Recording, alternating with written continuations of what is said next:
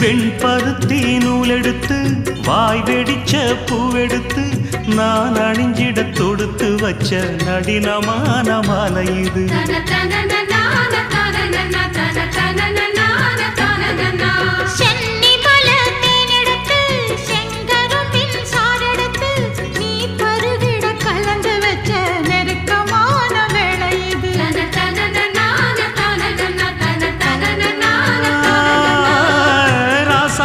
உடம்பிருக்கும் ரவிக்க துணி நானாக அன்னாடம் சூடி கொள்ள ஆசை வச்சாகாதா.